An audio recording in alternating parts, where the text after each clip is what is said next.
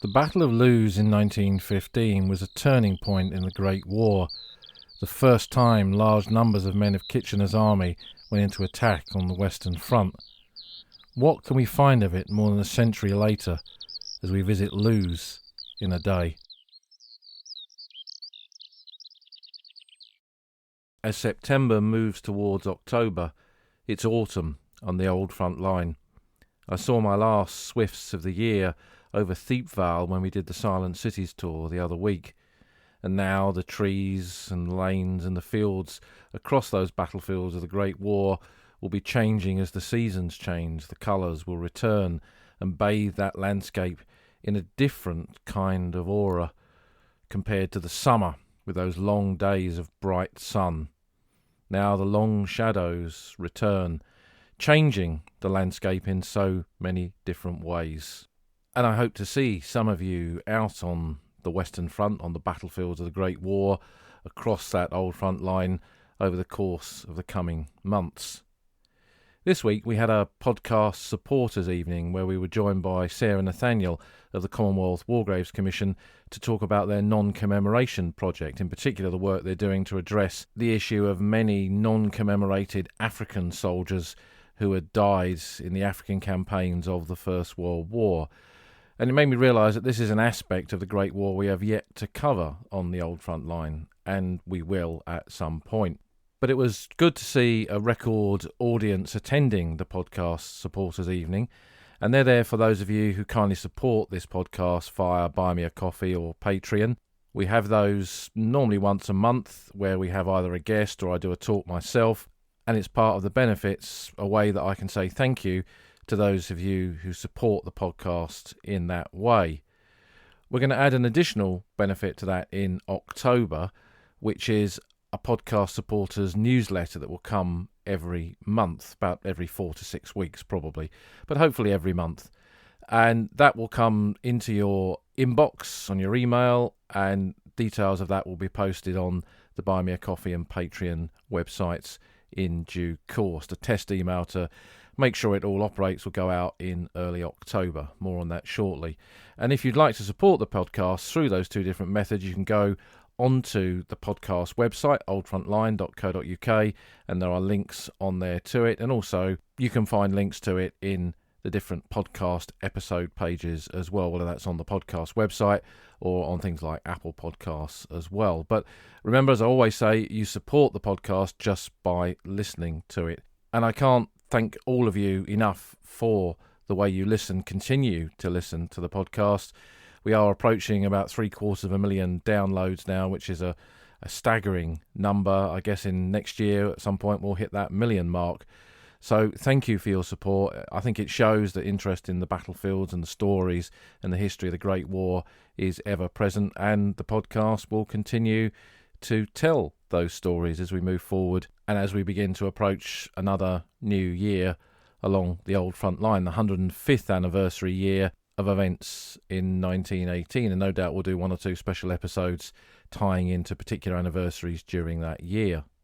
But this week we return to the forgotten front, that bit of ground sandwiched between Flanders in the north, on the northern end of the Western Front, and the more popular, if that's the right word, battlefields of the Somme. Now, that also in some ways includes Arras, one of the forgotten battlefields of the Great War. But this week we're going to look at the battlefields around Loos. Today I'm recording this on the 25th of September, which is the anniversary of the Battle of Loos in 1915. So it's an appropriate day to be talking about this important battlefield and this important battle of the Great War. I often ask myself, why are battlefields like Loos so infrequently visited compared to others? I'm not going to entirely use that word forgotten, but Loos, like so many of these 1915 battlefields in northern France, is only about an hour from the coast. Whether you come over on the ferry or the Eurotunnel, you can be down there pretty quickly. It's one of the closest Great War battlefields from that Channel coast area, and so in some respects one of the most accessible. But it doesn't get the visitors, I suspect, because the books on it, there isn't an overall guidebook to the area. There will be once I finish writing it. I'm doing one of my walking books, Walking the Forgotten Front, which is a little bit behind, partly because of this podcast. I've only got 2 more chapters left to do. I'm hoping to get that finished next year, so hopefully it'll be out in about 18 months or so, depending on the publisher's schedule. There are books on the different battles in this area, Loos-en-Gohelle and Albers, and of course Loos itself, quite a few in the Battleground Europe series, as well as more recent studies. And I'll put a few pointers to these onto the podcast website. But I suspect as well, we often talk about landscape of the Great War. The area around Loos itself today is not the most attractive landscape compared to perhaps Flanders or the rolling chalkland of Arras and the Hindenburg Line battlefields and of course the Somme. But it has its own beauty. I've been there on these vast open landscapes around Loos, particularly in the winter, and there is a beauty to them. And it's a place as well that's perfect nesting ground for skylarks, so the larks are very often above many of the places that we're going to talk about in this podcast. And what we're hoping to do in this episode of A Battlefield in a Day is not to visit every part of the Loos battlefield, but to look at some of the key features and key locations that if you wanted to make a visit, make a connection to this part of the British sector of the Western Front, you could come and have a look at this in the day and get a sense of it and perhaps come back and do it in greater depth and walk the grounds. So in terms of some background to the Battle of Loos before we get out onto the grounds itself, 1915 was a year of British offensives. It was a year in which, following the fighting of 1914, the Western Front had been created, the war had entered a period of stalemate, static warfare, and the British, and indeed their allies, the French, were keen to try and break this stalemate. The British launched their first major offensive at Loos-en-Gohelle in March, and then made attacks at Albers Ridge in May and Festub at Givenchy, and then eventually the Battle of Loos. Now, those earlier actions on the Western Front in 1915 had often been plagued by a number of different factors and had resulted in fairly limited, if no success in some cases. And one of those biggest factors was the availability of shells. We often hear about the shell scandal of 1915, when not enough shells were reaching the guns of the batteries along the Western Front and shells were rationed. So some of the bombardments for those attacks were pretty piecemeal and were not doing the kind of damage that was required to enable the infantry to go into action and capture their objectives. The Battle of Loos was different in that because that had been turned around. The appointment of the Minister of Munitions, Lloyd George, the governance of the unions in the shell factories, the munitions factories which produced these artillery shells to go out to the battlefields, that had all resulted in a greater production of shells in 1915 in the lead up to the Battle of Loos, and it meant that artillery actually finally had the shells that they required to fire a meaningful and powerful bombardment. And also, the army itself was changing at this period of the war. Britain had gone to war with a regular army of all volunteers. There was no conscription in Britain before the Great War, unlike most other European countries. That regular army had dwindled away in the battles of 1914 and early 1915, had gradually been replaced by territorial force, territorial army as we call them today, part-time soldiers from territorial battalions that had come across in that winter of 1914-15 in the early part of that year. And they too had suffered heavy losses at different battles along the Western Front. And Loos saw the first major use of men from the new army, Kitchener's army, those volunteers of 1914, which had responded to Lord Kitchener, Secretary of State for War, his famous poster of Kitchener pointing at you, enticing you to enlist for king and country. And this was their first battle on the Western Front, not their first battle of the Great War, because Kitchener battalions had gone into action at Suvla Bay at Gallipoli just the month before in August of 1915. The purpose of Loos was a joint offensive. By this stage of the war, we were probably not even holding 60 or 70 miles of the Western Front, which was 450 miles long.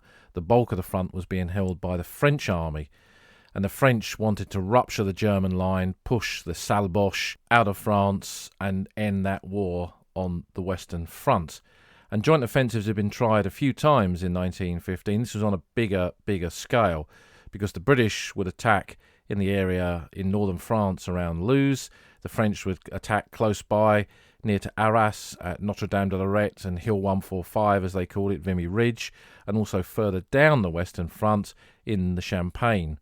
And 25th of September 1915, as recent research by Great War historians like Dave O'Mara has shown, the late Dave O'Mara, a great friend of this podcast, and a great friend of mine who did so much work on the French army and did so much work to enhance everybody's understanding of the French army and the Great War. This research that him and others have done points to the fact that this day, 25th of September 1915, not the battles of the frontiers of August 1914, was likely to have been France's deadliest day of the Great War. In fact, not just the Great War, probably France's deadliest day in its military history, with nearly 24,000 French soldiers killed in action. So Loos was a joint offensive, with an attack at Loos, the French attacking near Arras, and also attacking in the Champagne. And the idea was to break through the German lines on these three different sectors and possibly rupture the entire front. Now, that's not what happened. In each of those areas, some ground was gained. It wasn't entirely successful. The French attempt to capture Hill 145, Vimy Ridge, failed. In the Champagne, some objectives remained in German hands. And at Loos, although the first day of the Battle of Loos was relatively successful for the British, some positions were not taken, and some objectives, like the ground around Hill 70, was not entirely taken until the end of the battle, or like the Hohenzollern Redoubt, those positions remained in German hands pretty much for the rest of the war. And when you visit Loos today, as we will do in this podcast, you look at it and you think this is a crazy battlefield to attack over. There's almost no cover at all. It's vast open fields. It's relatively flat, but there are valleys here and there, and where there's high points, that, when you look at the maps, is always where the German positions were. And if troops were going to advance in the open, in broad daylight, then it's not difficult to assume that they would suffer heavy losses. And by the end of the fighting here at Loos in 1915, the British had suffered over 50,000 casualties in the Battle of Loos. Many of those Kitchener's battalions had been annihilated in the fighting, and the promised breakthrough had not happened, which resulted in a change of command. The Commander-in-Chief, who'd led the British Army on the Western Front since the beginning of the war, Sir John French, was replaced by Sir Douglas Haig, who would remain the Commander-in-Chief for the rest of the war. After 1915, Loos became a so-called quiet sector, one of these nursery sectors where troops were sent to after training in Britain had come across and hold the line here. But there were periods of renewed activity around Loos. When the 16th Irish Division held the line here in 1916, for example, near to the village of Hulloch, they came under a massive gas attack. And there was mining operations almost on a continuous basis. And in August 1917, the Canadians attacked near Loos in the positions around Hill 70, pushing the Germans back into Lens and establishing a new line around that city. In 1918, the Germans attempted to break through on the Lens-Loos front, but those attacks failed and the line held, although to the north, beyond the La Bassée Canal, just to the northern sector of the Loos battlefields, the line collapsed there in what we would call the Battle of the Lys in April 1918. Now, despite the fact that there was only one major battle here, but years of static trench warfare, there are a significant number of cemeteries. We're not going to visit them all in this Battlefields in a Day episode, but it is an area that you can explore and find many interesting cemeteries with many interesting stories.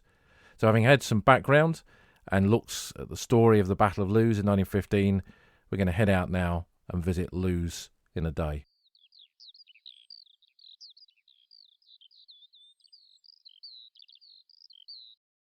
We begin our look at Loos in a Day, not at Loos itself, but behind the lines. We're going to follow a similar journey to British troops on that battlefield in 1915. So we're beginning in the town of Bethune to the British troops.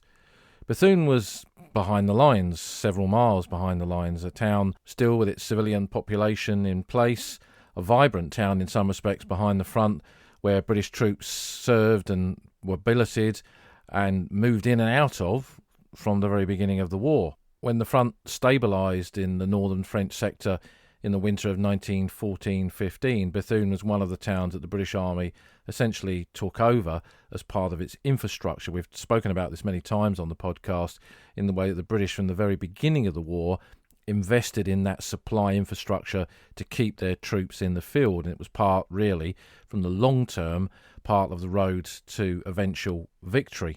So in the days when there were no camps behind the lines, the town of Bethune was important because British soldiers could be billeted with the local population, not always successfully, because big booted British Tommies would break things and stamp all over things, and cause mayhem in places where they were billeted. So factories were taken over, abandoned buildings that could be used to billet soldiers, and they were used instead. And gradually that kind of infrastructure built up as the war went on, until there were camps constructed outside the town of Bethune itself. So it became an important rest town in the same way that other places on the other parts of the front, like Hazebrouck or Balliol or Popperinge, was in those sectors further north. It was also a place that British soldiers came to for a bit of R&R, rest and recuperation, a bit of time away from the trenches. When soldiers were out of the line, they would be in camps or they'd be in billets. They would have to have daily parades, there would be duties to be performed, but they would be given free time as well, and they would come into Bethune to go and visit one of the many estaminets around the main square, for example, and that's where we're starting our visit. We're in the main square next to the old belfry, the tower in the middle of Bethune, which is one of the structures that survives from the First World War period. The town of Bethune came under very heavy artillery fire throughout the war, particularly in 1918. In one stage in May 1918, I think something like 70,000 shells fell on Bethune itself. So what we see in this main square around us now is a lot of evidence of post-war Art Deco style rebuilding. And this part of France has some of the highest proportion of Art Deco style buildings anywhere in France, because it was a landscape destroyed in the Great War and rebuilt using this new style of architecture when these houses and these shops and these hotels and the banks and everything else were rebuilt in the 1920s. So if we went back to 1915, this would be a town thronging with British soldiers with pay in their pockets, going to the estaminets to get food and drink.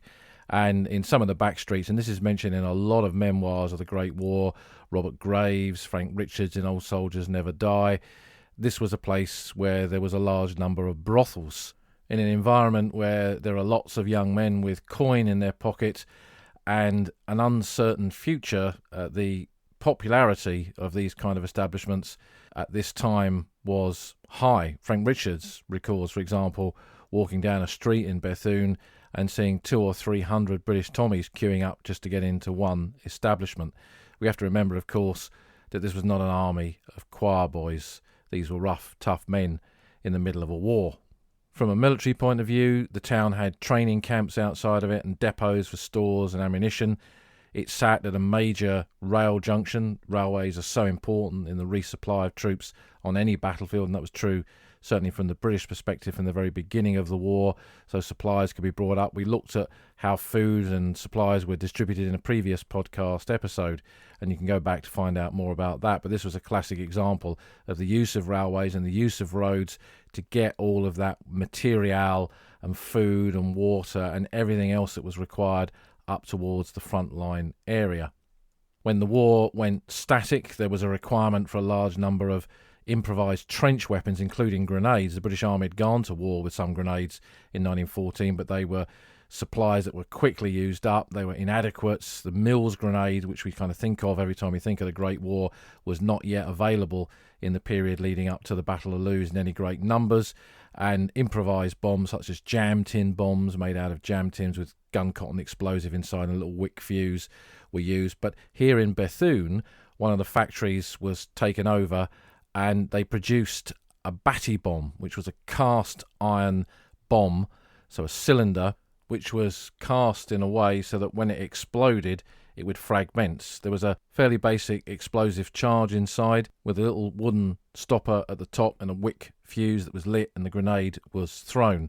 And they were designed, they're called a batty bomb because they were designed by the then Captain Basil Batty of the Royal Engineers, who had designed this grenade in response to the conditions of trench warfare that he was witnessing on the battlefield. And using this foundry in Bethune, they could easily be produced. And I've no idea exactly how many of these batty bombs were made, but it must be tens of thousands simply because of the number that still are turned up by the plough on these 1915 battlefields on a regular basis, and the number that you see in private collections and museums. Basil Batty survived the war. He went on to serve in the sappers and miners of the Indian Army and remained in the Indian Army after the war. But his legacy of that improvised weapon period of trench warfare, when Everyone had gone to war in 1914, prepared for war, just not for this war. They had to adapt to the circumstances, and this was part of that adaptation. In the centre of Bethune, we see a lot of these new buildings, but as we make our way through the town towards Bethune Town Cemetery, we can see a lot more original buildings, many of which show the signs of battle damage, of shell fire that's come over the town at different points in the war and damaged some of these buildings. This was on the fringes of the area of the Red Zone, that area of total destruction by the end of the First World War. So while Bethune was very badly damaged, it wasn't completely obliterated in the way that towns like Albert and the Somme or Ypres up in Flanders were by the end of the conflict. But going through the town, we eventually come to the very large civilian cemetery on the outskirts of Bethune, and this is where Bethune Town Cemetery, a Commonwealth War Grave cemetery, is located within. You go in through the entranceway, and it's a vast area of French civil graves, many of which have French war graves among them, and there are memorials on quite a few. As you walk up that first row of French graves, you'll see reference to French soldiers killed in other parts of the Western Front. These are family graves that often contain memorials to French soldiers who were missing because there was no Meningate, no Thiepval, no Loos Memorial, no Arras Memorial for them. And you see them, missing soldiers, French soldiers, being commemorated on family plots like this. And that then brings us into the main British area of the cemetery. Aside from being that important town in the logistics hub of the British Army on this part of the front, and a place where soldiers were billeted and came out on rest and did their training, it was also the route of evacuation for the wounded from the front line area. And we've got that classic case of regimental aid posts on the front line area, dressing stations just behind the front line, and then feeding the wounded back to casualty clearing stations here in Bethune. And number 33 casualty clearing station opened at Bethune in 1914, so from the very beginning of the conflict. But one of the more unusual features that were used for the evacuation and treatment of wounded on this part of the battlefield around Bethune were the canals. The Aire Canal ran into the area around Bethune, and the British, with their inland water transport Royal Engineer barge units, used hospital barges to evacuate the wounded back to the base hospitals further towards the French coast. So that whole network of canals that were in this area, they were utilised too, not just for the treatment of wounded, but for the movement of supplies. But certainly here there were nurses, for example, coming forward on these hospital barges to Bethune, to the areas close to the casualty clearing stations. And again, this kind of marks the area that women got closest to the front on this sector of the British part of the Western Front. With any kind of medical facilities, although the British ones were pretty good, and your chances of surviving a wound were reasonably high depending on the type of wound. Infection, you'll remember from our previous podcast episodes where we've looked at medical arrangements, was the great killer in the First World War. So wherever there are any kind of medical facilities, in this case the casualty clearing stations around Bethune, there will always be graves because soldiers sadly die of their wounds. And that's how this cemetery started in 1914, a cemetery that remained in use until the end of the conflict. There are 7 British plots in this northern part of Bethune Cemetery, which contain over 3,000 British and Commonwealth graves, making it one of the larger cemeteries in this part of the Forgotten Front.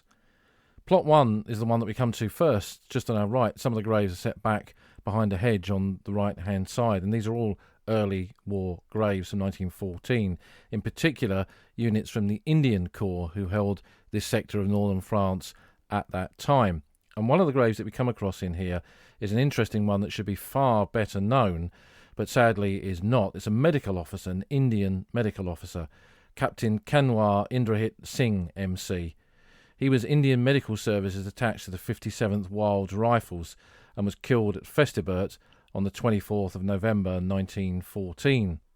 Singh was born in Lucknow in 1883, and he was educated in India and then at Cambridge, and joined the Indian Medical Services in 1911.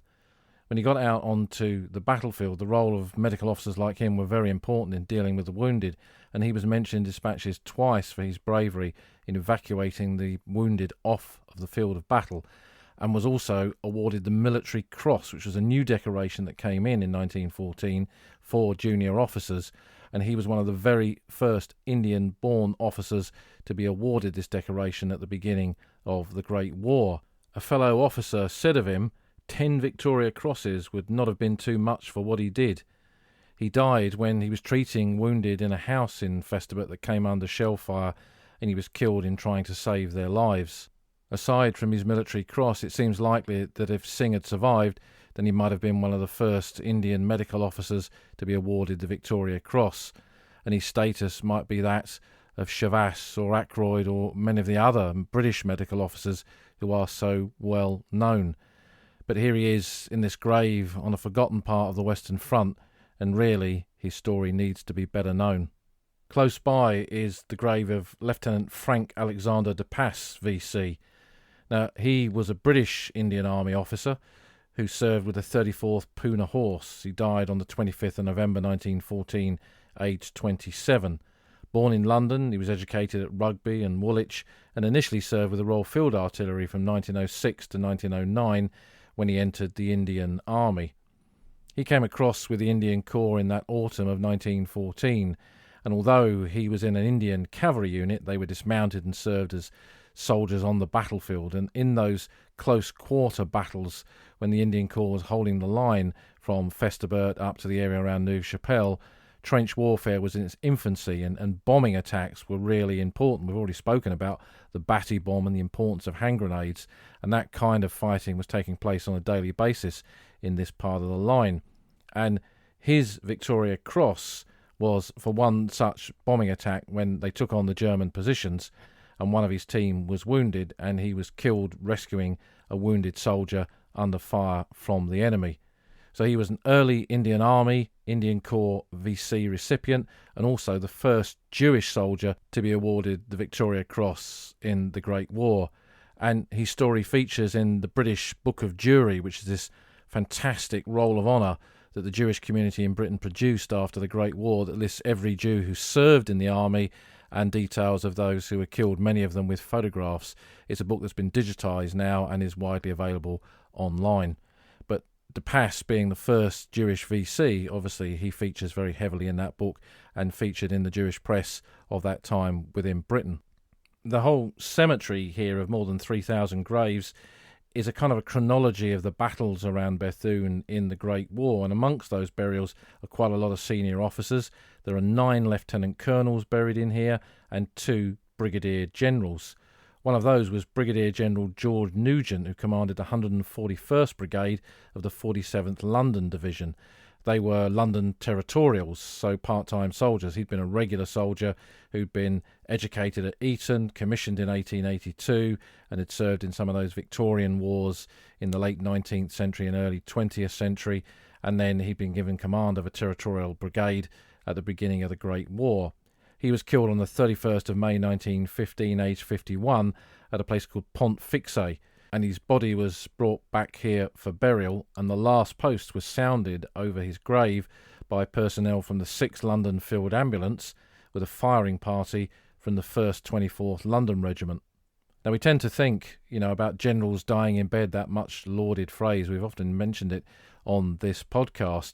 But again, here's another example, too, in this cemetery of senior officers killed on the battlefield. So that idea that all generals died in bed, that they sat in those chateaux miles behind the lines, is something of a myth of the Great War. One grave that I always visit when I come to Bethune Town Cemetery is that of Lieutenant John Holland Fletcher. He was killed with the 1st 7th London Regiment, the Shiny 7th, on the 13th of May 1915, aged 35. He was born in Worthing in Sussex, where his father was mayor of the town, but they had a house and estate in Bognor on the Sussex coast, a little bit further up the Sussex coast. And Hotham House and Hotham Park, where they had this estate and this house, was just opposite my halls of residence when I was in my last year at the University of Chichester many, many moons ago. And Fletcher was a photographer, an Edwardian photographer. He went round the lanes of Sussex photographing those last vestiges of Edwardian rural life, and his collection, I'm pleased to say, survives and is in the archives of the West Sussex Records Office at Chichester. But when I was a student there in the 80s, Hotham House and Hotham Park were still there. In fact, they were directly opposite my halls of residence in my final year at university. And at night you could hear a bell tolling from the tower of the house. And at the time I didn't know the full story of this, but I discovered that Fletcher's father had installed this bell and had it rung in memory of his son who'd been killed here in the fighting of 1915. I've no idea whether it still rings today, but the house and the park is still there, and it kind of connects parts of my own life with those paths of the Great War every time I come to this cemetery here at Bethune. One of the other things that we see in this cemetery is quite a number of private headstones on graves. So these are non-standard war graves headstones. And again, talking about the silent cities, as we did in the previous podcast episode, about uniformity in death and the Commission's desire to create that uniformity by placing the same type of headstone on every grave. Here, with these private grave markers, we get a bit of an insight into what it would have looked like if the Commission had not done that, how many graves would have ornate monuments on them and others possibly would not be marked at all.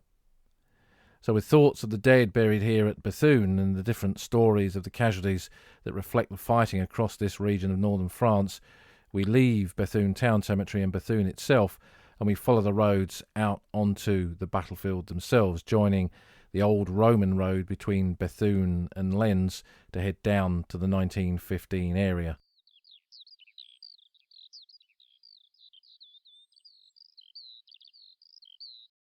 Travelling down from Bethune on the old Roman road towards Lens, we pass through the back area of this part of the Western Front. We've come from the main hub of Bethune itself, but all of these little villages like Mazingarbe and Neuilly-les-Mines, they were all part of that infrastructure behind the lines, places where troops were billeted, where there were forward supply depots, and where the communication trenches began that took men up towards the front line positions. And we see evidence of the war, not so much in the buildings themselves, although there are quite a few in this area that survived the Great War and show damage from shell fire, but more so in the green Commonwealth War Graves Commission signs that indicate the different cemeteries, because as well as being approaches to the battlefields, this was the route out of the front line area and also the route of evacuation of wounded. So the dressing stations were in this area. So we've come from Bethune, where the casualty clearing station was, the main proper medical facility for the reception of wounded, and here, as we get nearer to the battlefield, we're seeing the other chain of evacuation locations where the dressing stations, either an advanced dressing station or a main dressing station, was located. And again, cemeteries grew up around those. Further up, as we go past Mazingarbe on our right and Vermelles on our left, we come out into the area where the front line trenches were located. The ground slopes ahead of us, and on the rise we can see the walls of the Loos Memorial and Dud Corner Cemetery. And we can see as well from here the vast open landscape that the Loos battlefield is. We're in the sector, and this road divided those two divisions, where the 15th Scottish Division attacked on our left and the 47th London Division attacked on our right. And the Scottish lads, Loos was very much a Scottish battle, with the 9th Scottish Division attacking at the Hohenzollern Redoubt, 15th Scottish Division attacking here, and many other Scottish regiments involved in the fighting as well. But the 15th Scottish, this is their first battle of the Great War, went into action here. Their attack covered by smoke that caused a lot of confusion in no man's land. So at one point, some battalions were actually advancing in parallel to the German trenches because they got lost in the smoke rather than advancing towards them. And when the smoke lifted, they came under fire on their flanks from German machine guns and rifle teams in their trenches. And one of those who stepped forward to try and rally the men under these very trying circumstances was Piper Laidlaw of the King's Own Scottish Borderers. He was one of the battalion pipers and stepped forward with his bagpipes and played a tune to rouse the men and lead them into the German trenches. And for this and other acts of gallantry that day, he was awarded a Victoria Cross. He was badly wounded in the fighting at Loos, but he survived the Great War. Indeed, he was still alive in the 1930s when Sir John Hamerton made a movie called Forgotten Men to tell the story of the veterans of the Great War 20 years after the event and how they were largely forgotten by the British public at that time. And Piper Daniel Laidlaw appears in the film, interviewed by Sir John, and then goes on to play his bagpipes. And I'll embed the video clip of that into the podcast website so you can watch it. It's quite extraordinary, really. With bagpipers leading the men into battle on our left, over on our right, if we'd have been here in 1915, we'd have seen the footballers of Loos leading the men of the London Irish Rifles into battle in the 47th London Division sector. Now, we did an episode on these for a previous podcast, and you'll be able to find that in the back catalogue of the Old Front Line. But it was one of many occasions in the Great War in which football didn't just run through the kind of very veins of the recruitment of the British Army and its training, but also appeared on the battlefield itself. We tend to think of Billy Neville and his footballs on the first day of the Somme being the only example of this, but there were quite a few. And here at Loos, this was certainly an example in this battle in 1915. But we go past Dud Corner for the moment, and we continue towards Loos itself, and we get into the urban area on the outskirts of Lens City, and we follow a little route which you can follow on the map on the podcast website round to the back of the huge coal mountain we can see on our right-hand side, the site of what was then called the Double Crassier. And again, we've looked at this in a previous podcast episode as well, but we're going to go round the back of it now and take a little side road where we'll park up, and then we go on foot for the last bit of it up onto the coal mountain. It's been kind of levelled off at the top there between the two twin peaks, and you can walk right out and then look down on the Loos battlefield. And from up here, it gives you this kind of bird's eye view of the whole Loos area, not just the immediate ground around Lens itself. So beneath us is Cité Maroc, where the London Division assembled its forces to make the attack on the southern part of the Loos battlefield on the 25th of September 1915. We can also see Dud Corner ahead of us, and the ground where the 15th Scottish Division came up those slopes, up over the rise in between the two redoubts of the Lens Road redoubts, where the cemetery is now located, and the Loos Road redoubts, which was on a minor road that came into Loos itself. Two German strongpoints that commanded that bit of ground, captured by men of the 15th Scottish Division, Laidlaw piping amongst them, coming up over that rise down into Loos village, and we can see that. We can see right across that central part of the Loos battlefield where the different units went over the top. We can see with a pair of field glasses the lone tree, which we'll come to later on in this visit, which was roughly in the middle of the battlefield in that area where units of the 1st Division made their advance, and then beyond that towards where we can see the electrical pylons running across that northern area of the Loos battlefield. That's where the Hohenzollern redoubt is. Beyond that is the Le Basset Canal and the northern end, the very northern end of the advance, where the men of the 19th Western Division made an attack near to Givenchy-les-Le Basset. To our right, if we kind of look round Loos itself, we can see the rising slopes of Hill 70, and we're going to come to that later on in this visit too. So from up here, really, it's a grandstand view of the entire Loos battlefield. A place that I think that many people don't even know exists, that you can come to and do this. You need a clear day, obviously, to do it, but it does give you this remarkable view across this part of the battlefield and shows what a rising ground like this, an artificial one, in this case a slag heap, a coal mountain, can afford any defending force, which in this case, of course, was the Germans, and why this pivotal point, I mean, the Double Crassier as it is today is somewhat higher than it was in 1915, but on this flat landscape, anything like this will afford you an advantage. So even these features, these artificial man-made features, became part of the key aspects of the fighting here in 1915. On a clear day, from part of it, we can look back across Lens over towards Arras, and we can see Notre Dame de Lorette and Vimy Ridge in the distance. And then again, looking back in the other way, we're looking out towards Flanders, and no doubt, I've never tried it from here, but on a clear day from here, you can probably see the Messines Ridge and the distinctive church spire of Messines itself sitting atop that ridge, just as you can from Vimy Ridge a little bit further away. So I think it shows the close proximity of some of these battlefields. You tend to think Ypres and this area and the Somme and Arras all being some distance apart, but really they're not.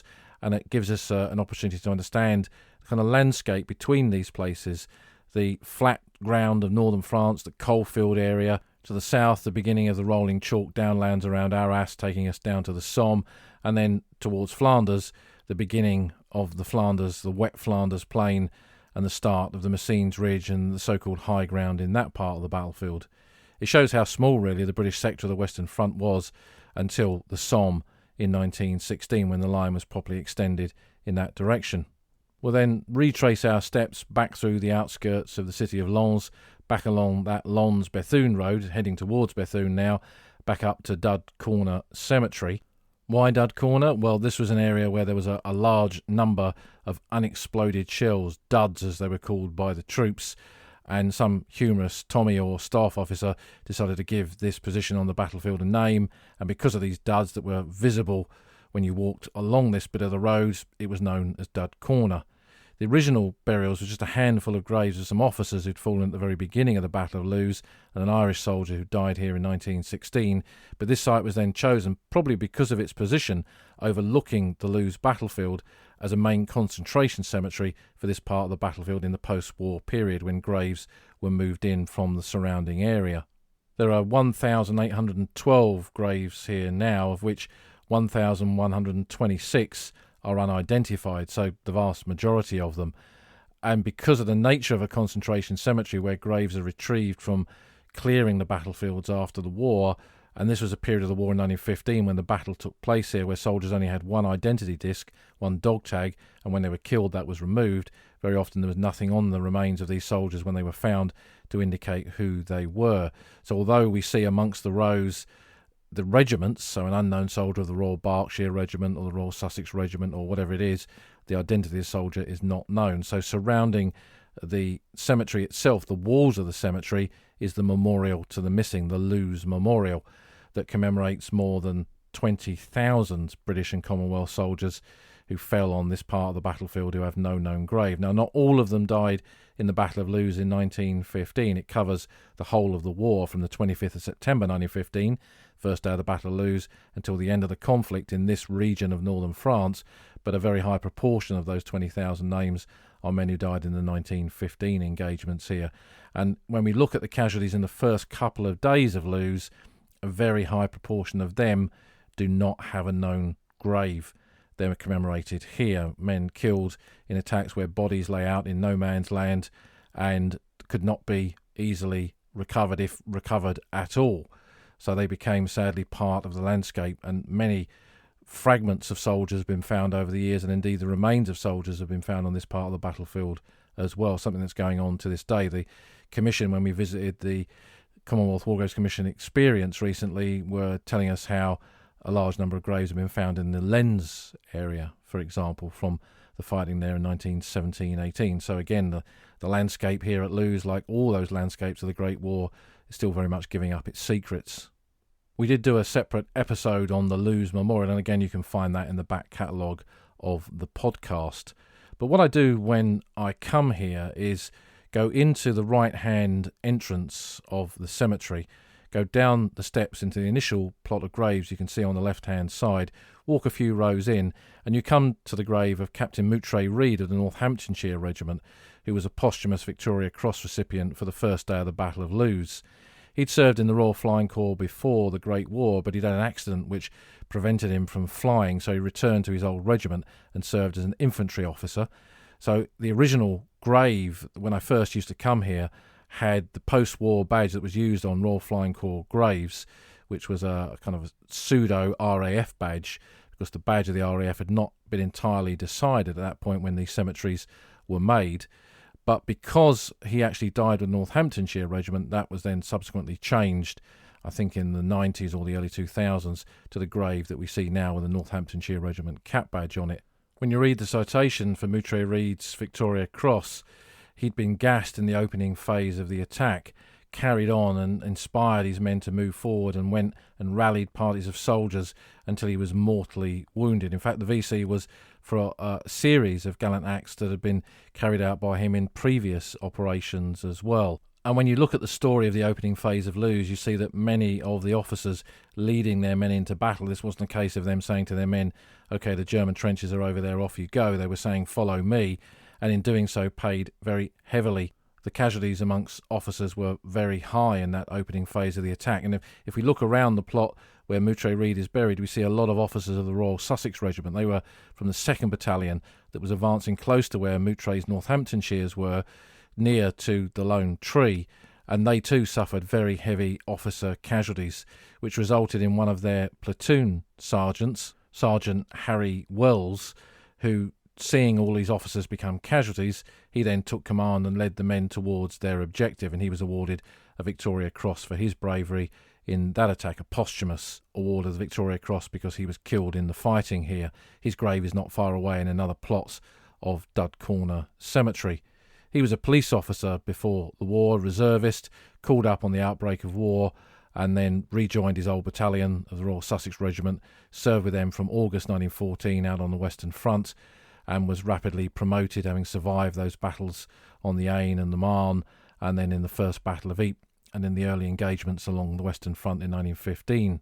Walking across to the beginning of the Loos Memorial, these memorials to the missing are arranged in panel order, and they follow the old army order of precedence. So panel number 1 at the very top of it is commands and staff, senior officers, and Major General Thesiger is on there. He commanded the 9th Scottish Division in the fighting at the Hohenzollern Redoubt and was killed when he went into battle there to see what was going on. Several of his battalion commanders had been killed, and again he could have been in a chateau or position behind the lines, but he went forward right into the heart of the battle to see if he could take command himself and push his men forward, but he never returned. So a man commanding 20,000 soldiers disappeared into the battlefield in September 1915, and his name is commemorated here. Again, it kind of mocks that idea of generals dying in bed. And then we move on to the cavalry, and then some of the senior corps of the British Army, the artillery and the engineers, and then the foot guards. And amongst the foot guards are the Irish Guards, and among the names on their panel is Lieutenant J. Kipling, John Kipling, Jack Kipling is often called, who was the son of Rudyard Kipling. Kipling wrote the history of the Irish Guards to try and find out what had happened to his son after the war. There is a grave at St Mary's ADS Cemetery, which we'll pass later on in this visit, but his name remains here on the Loos Memorial. Kipling spent a lot of time and a lot of money trying to discover the fate of his son, where he'd been killed, how he'd been killed, and where he might be buried, and never succeeded. But in the 1990s, a Commonwealth War Graves Commission official, Norm Christie, who went on to write many books about the Great War and make television programmes about the history of the First and the Second World War, discovered a grave of an unknown Irish Guards officer at St Mary's ADS, and it was believed that that was the grave of John Kipling, and a new headstone was erected. There is some discussion about this, perhaps worthy of a separate podcast, but his name remains firmly on here. And there's a nice tie as well with this location with Kipling, in that when the memorial was unveiled, Kipling paid for a bugler from the nearby village of Loos to come up every evening at dusk and play the last post here, standing by the Stone of Remembrance and playing out across the cemetery, replicating what was happening up at the Menin Gate at Ypres at that time. Kipling died in 1936, so with the Loos Memorial being unveiled in 1930, for 6 years the last post was played here, but with his death, of course, the money that financed the playing of that bugling ended as well, and the last post was played no more except on anniversaries of the battle. Continuing along the panels of the Loos Memorial, we come to the Suffolk Regiment panels, where we find the name of Charles Hamilton Sawley. He was an officer who was killed in the fighting near the Hohenzollern Redoubt in 1915, one of the minor war poets. Greatly influenced by Rupert Brooke, he wrote a lot of very similar poetry to Brooke, praising the war, the righteousness of sacrifice, almost glorifying war. And then he went off to war himself and took part in the fighting on the Western Front in 1915, which obviously changed his opinion of what the war was all about. And one of his most famous poems begins with, "When you see millions of the mouthless dead across your dreams in pale battalions go," you can see that his view of the war had changed dramatically. If it had survived the Battle of Loos, what poems would he have gone on to write? It's the same with Brooke. Brooke never saw combat. He died of an insect bite on the way to Gallipoli. If he'd have fought at Gallipoli and survived, how would his poetry have been different? Would they have both mimicked more of what we see from later poets of the Great War like Graves and Owen and Sassoon? Who knows? These are many of the lost voices of the Great War in so many ways. From the Suffolk Regiment panels we can cross into the graves, and that's very close to where Sergeant Harry Wells is buried. And then going beyond that, we go up the steps into the Loos Memorial again. It has two circular features where the panels of the memorial continue, and in the second of those is where we find the Royal Sussex panels. And being a Sussex lad, I bring people here to tell them the story of some of the men from the Royal Sussex Regiment who are on the panels here. There are many from the Battle of Loos in 1915, but this memorial also commemorates the ground where the attack at Richborg on the 30th of June 1916 took place, the day Sussex died. Again, we've done a previous podcast on this, and many stories of those who died in that fighting, including the young Second Lieutenant Aylett Cameron Cushion, the son of a Jewish tailor from Hastings in Sussex, who was commissioned on the 19th of June 1916 and killed in action 11 days later. Now, we often talk about the short life expectancy of young officers, the average being 6 weeks, but 11 days, that really is quite something. And also on there are brothers, including the 3 Pannell brothers from Worthing, who were killed on the 30th of June 1916. Mrs. Pannell received 3 telegrams telling her that her sons were missing, believed killed, no grave to ever see after the war, their names listed here on the panels of their county regiment. And then continuing round the corner, in the Black Watch panels, we find the name of Lieutenant the Honourable Fergus Bowes-Lyon, who was killed at the Battle of Loos, and we'll come across his story later on in Quarry Cemetery. You could easily spend all day in this cemetery and looking at the names on the Loos Memorial. There are so many stories here. This is the men of Loos buried and commemorated here. But we'll continue with our journey, return to the old Roman road out the front of the cemetery and head up to our next area around the village of Vermelle.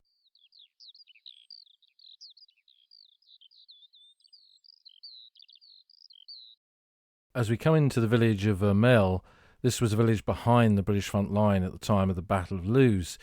But before the British were here, when the French were fighting the Germans in this area, this was a village very much fought over in those earlier battles. The area around the chateau in Vermelle saw heavy fighting in 1914 and early 1915, and where the British cemetery is now located close to the site of the chateau, with one of the outbuildings of the chateau still part of the cemetery itself.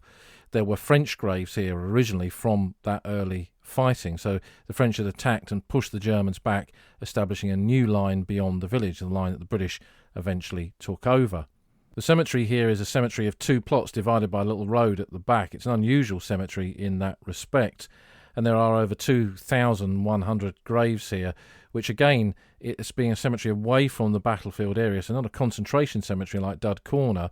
It reflects the casualties in this area, so it acts as a kind of chronology of the Battle of Loos from when the British first took over in this sector up to the time of the Loos attack itself in September, through to the later battles in October 1915, and then the subsequent fighting at different points on the Loos sector around the Hohenzollern Redoubt, or the mining activities. And there are quite a lot of tunnellers buried in here, men from the Special Brigade, Royal Engineers, who were the gas companies that used poison gas on this part of the front for the very first time in the Battle of Loos in September 1915, but it was also used on many subsequent occasions in this sector of the Western Front.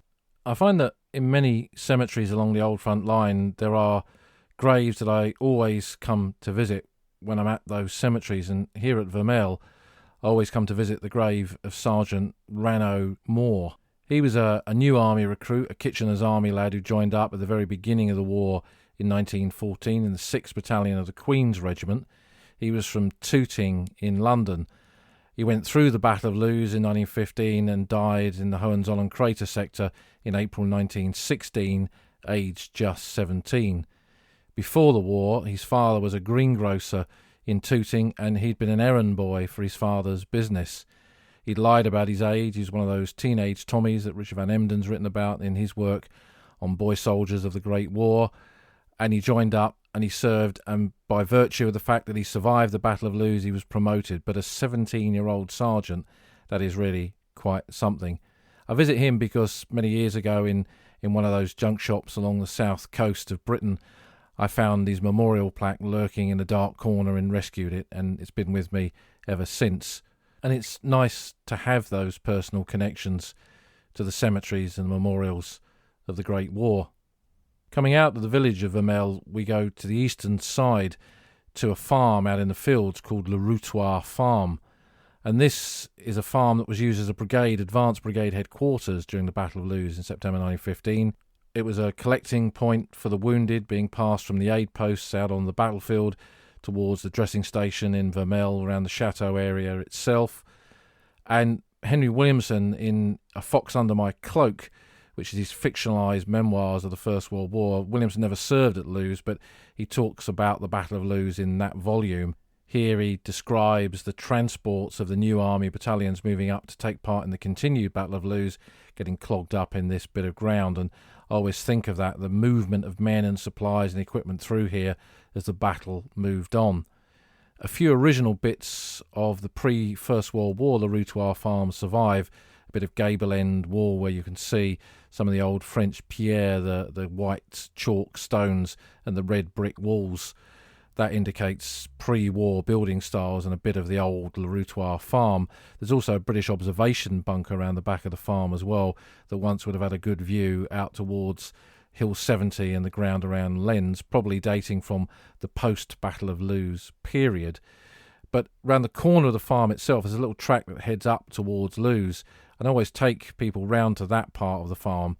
You can see the bunker there, of course, but walking further up the track, you've got that really excellent view from close to the site of the British trenches into the sector where Piper Laidlaw and the men of the 15th Scottish Division made their advance up towards the Loos Road Redoubt and the Lens Road Redoubt en route to Loos village itself in that early stage of the Battle of Loos in September 1915. It really is incredibly open ground here, almost beyond belief that battalions would be sent into action over that kind of ground, really, but it was the nature of the Battle of Loos here in 1915. We'll go back round the farm itself, and if you're here in a car, park your car outside the farm. There's a little lay-by directly opposite the farm entrance, which you can use, and then walk up further away from the farm up towards the main road that runs from Vermelle across to Hullock. But before you get there, there's a track goes off to the right-hand side. You can take that and walk right out into the fields where the advance was in September of 1915, and you'll see ahead of you a single tree, a lone tree, and this is on the site of the original lone tree, or close to the site of the original lone tree that was here in 1915. What was the lone tree? Well, it was a feature on a barren landscape. It was a cherry tree that was in blossom when the British first came here, and it was marked on the British trench maps. And in a landscape where there was nothing else, not a building, not a wood, a single tree was something you could use as a marker point, so that's why it was indicated on the maps. And when various battalions advanced close to here on the opening phase of the Battle of Loos, it was a symbol really of their part of the battlefield, and quite a few soldiers were very keen to souvenir it. Stuart Dolden of the London Scottish, who wrote his memoirs, records how men from his battalion went out and souvenired bits of it, and I believe that they are still in the Regimental Museum of the London Scottish to this day.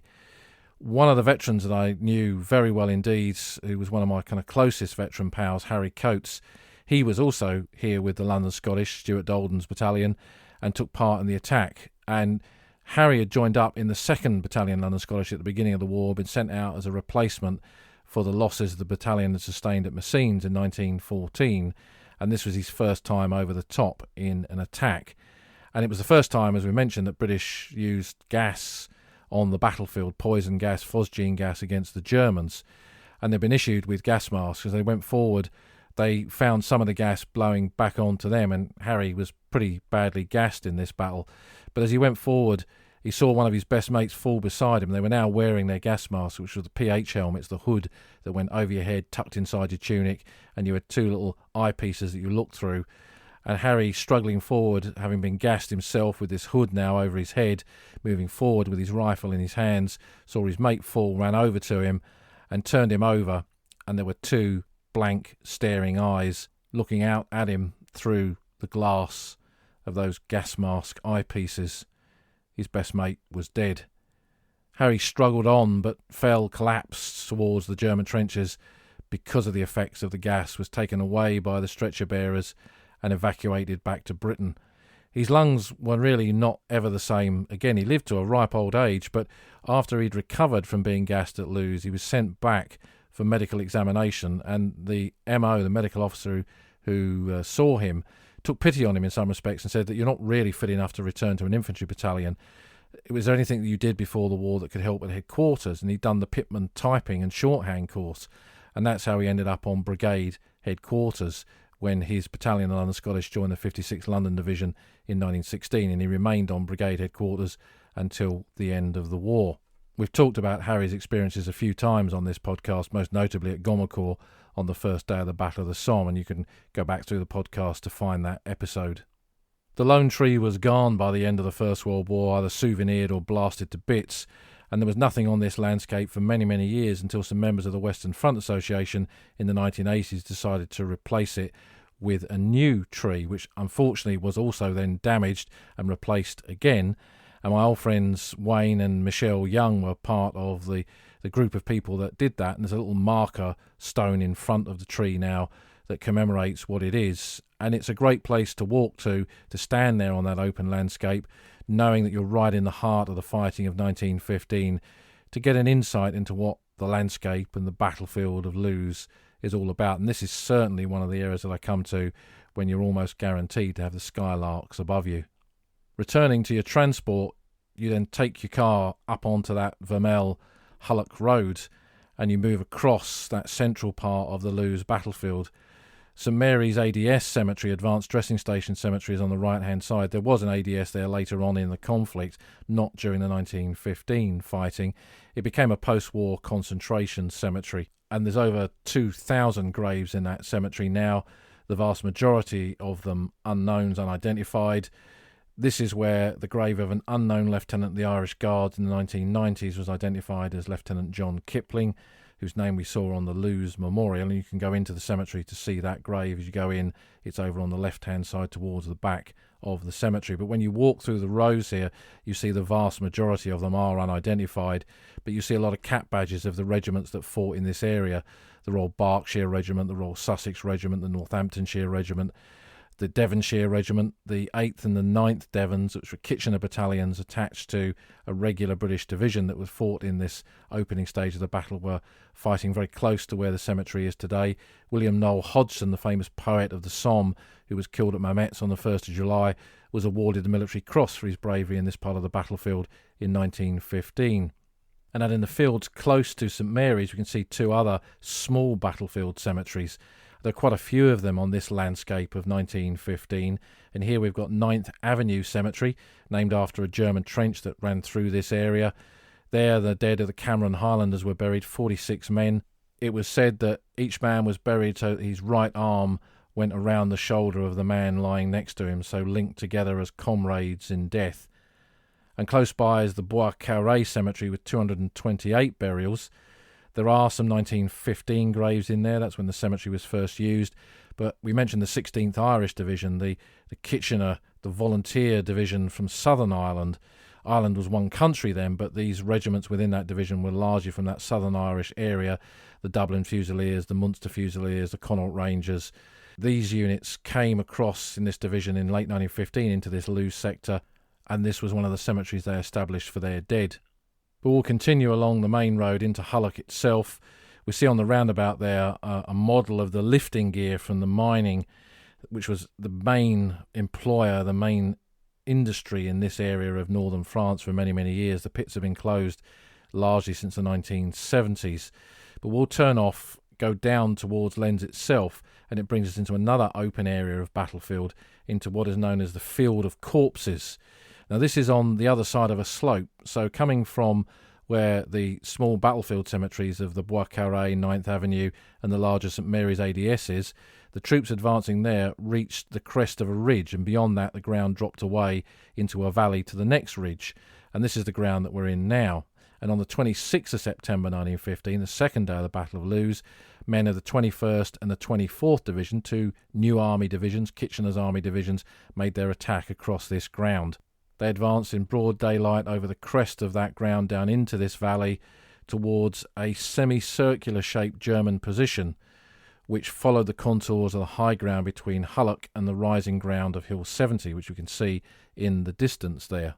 The Germans in this second major line of defence in this area of the Loos battlefield had this semicircular shaped trench system in which was a series of defensive positions which they called Stützpunkts, and in there were machine guns and probably mortars, and as the men of these infantry battalions of the new army came over that rise into this open ground, they got hit by machine gun fire from different directions, mortars, artillery, and gradually those attacks melted away.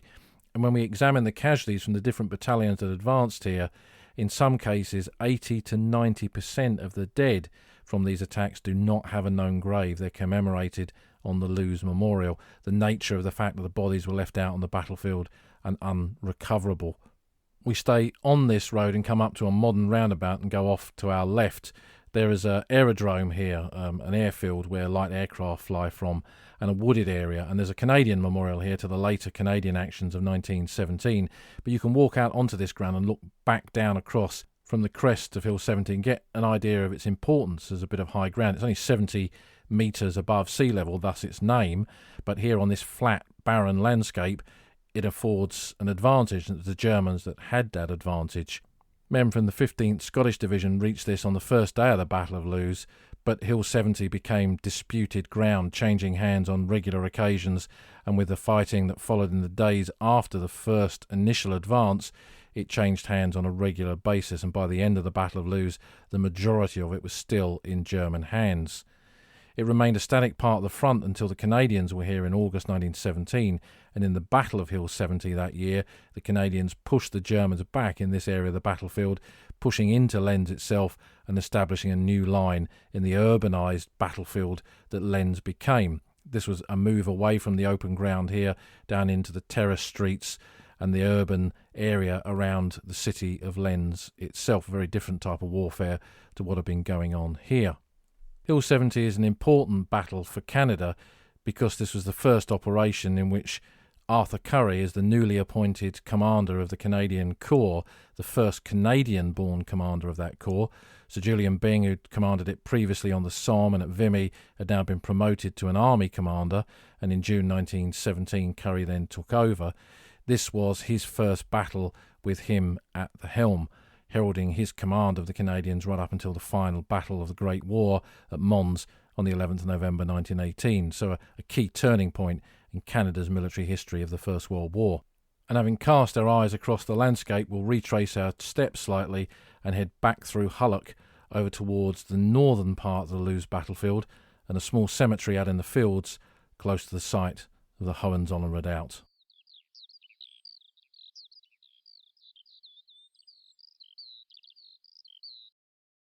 We're back out in that open landscape of the Loos battlefield, and we're standing outside the entrance to Quarry Cemetery. It's an unusual cemetery. It's named Quarry Cemetery. It's actually in a quarry. So the graves are below us in the bowl, if you like, of the quarry setting. And we go down the steps into the cemetery. It's a battlefield cemetery established just behind the British lines in front of what was the Hohenzollern Redoubt, which was a German defensive position close to the village of Auchy-le-Basset. And Hohenzollern was the name of the German royal family. This was a name that the British gave the redoubt rather than the Germans themselves. It was a strong defensive position at the northern end of the battlefield with excellent fields of fire across this open landscape, and it was a key objective in the early phase of the fighting. The 9th Scottish Division went into the attack here on that first day, commanded by Major General Thesiger, whose name we saw on the Loos Memorial earlier on in this visit. And his battalions, while having got into the Hohenzollern Redoubt, had suffered such heavy casualties that other units had to be brought up to reinforce them. And for example, a detached brigade from the 24th Division, which included the 9th Battalion, the Royal Sussex Regiment, were sent in here and went through the shattered remains of those Scottish troops that had captured this ground towards a position called Fosse 8 and the Dump, which was a pit head and a slag heap on this part of the battlefield. And they defended that ground against German attacks until they were gradually pushed back due to heavy losses. The fighting here then continued for pretty much the rest of the battle. The Germans recaptured the redoubt, and on the 13th of October 1915, territorial battalions of the 46th North Midland Division advanced across here.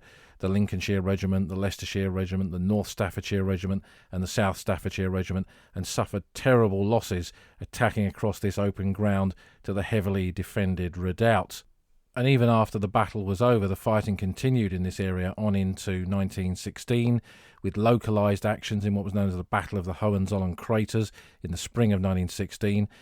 Alf Rozelle, who I've often spoken about on this podcast, was here with the Royal Fusiliers during that time, and he said that he thought Loos and the Hohenzollern was bad enough until he went down to the Somme. But unit after unit went through here, including some of the cavalry regiments of the British Army who were dismounted and served as infantry here in 1916, and the graves in the Quarry Cemetery very much reflect that. In the early stage of the fighting, one of the officers killed in the battle for the Hohenzollern Redoubt was Captain Fergus Bowes-Lyon of the Black Watch. We came across his name on the Loos Memorial. But in the lead up to the Great War centenary, some new evidence came to light from his former batman, which indicated that he'd been buried in this cemetery during the war. And the commission, the Wargraves Commission, erected a special memorial to him, which is a headstone with his name on the edge of the cemetery, indicating that he is buried near this spot. So, like Kipling, he's now commemorated in 2 locations. Whether their names will ever be removed from the Loos Memorial, I guess only time will tell. The fighting at the Hohenzollern Redoubt really deserves its own podcast episode, and we will return to that one day. But walking across these fields now from Quarry Cemetery, we can take the track that cuts us across the area where the craters were. When I first came here in the 80s, a lot more evidence of mine craters was visible. Gradually, they've been filled in, the area being used as a kind of civic dump, really, with cars being thrown in there and all sorts of rubbish. And then when I came here in the early 90s, the area had been extensively cleared, almost a foot of soil taken off this ground to turn it into an area for shooting. And there was a huge amount of war detritus just scattered everywhere. Everything from rifles through to trench shields, through to barbed wire pickets and barbed wire itself, and all sorts of other paraphernalia, most of which sadly just ended up in a skip. This is a time when no kind of archaeology was ever done on these locations, so who knows what was lost during that period. But thanks to my friends Wayne and Michelle Young, they introduced me to Henri, a chap that lived in the miners' cottages close to the site of where the redoubt was located, and he'd been walking the fields here for many, many years and picked up this incredible collection of cap badges and shoulder titles. And this had not been done with a metal detector, it had just been done by walking the fields in his spare time. And he wasn't really sure as to what these badges were or what they represented. And when he tipped them out on his kitchen table out of a little biscuit tin, and I went through them, in one part of the collection alone was the cap badge and shoulder title of almost every unit in the 46th North Midland Division who'd taken part in the attack here on the 13th of October 1915. So these tiny little brass and bimetal objects were not just objects in their own right, they helped tell the story of that part of the battlefield, such as the power of simple objects like that when they're found on this kind of landscape. I find the Hohenzollern Redoubt battlefield a haunting part of the Western Front to visit. It's open, it's exposed, there are still signs of the mine craters, there are the memorials to the units that fought there, and nearby the graves in the Quarry Cemetery. You can have this landscape to yourself most of the time that you come here. You're walking, though, never alone, but with the ghosts of more than a century ago.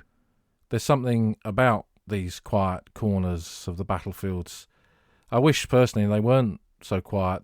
Loos is an important battlefield, an important battle fought under unfavourable ground at unfavourable times and at great cost. More than 50,000 British casualties here in 1915 alone. It's a battle that deserves to be better known, better understood and more visited. But when you come here and you can have this vast and impressive landscape to yourself, walk in the shadows of the Great War, I think it once again shows the power of these places, the way they connect us to the Great War, and the way the stories of those who were here more than 100 years ago continue to inspire us. Those men of Loos, the regulars, the territorials, the new army men, going into their big push, their defining moments of the Great War, and carving out their corner, their pathway, their part of the old front line.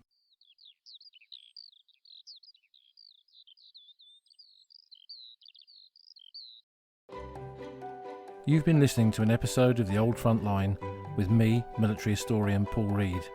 You can follow me on Twitter at Somcor. You can follow the podcast at Old Frontline Pod. Check out the website at oldfrontline.co.uk, where you'll find lots of podcast extras and photographs and links to books that are mentioned in the podcast. And if you feel like supporting us, you can go to our Patreon page, patreon.com/oldfrontline, or support us on Buy Me a Coffee at buymeacoffee.com/oldfrontline. Links to all of these are on our website. Thanks for listening, and we'll see you again soon.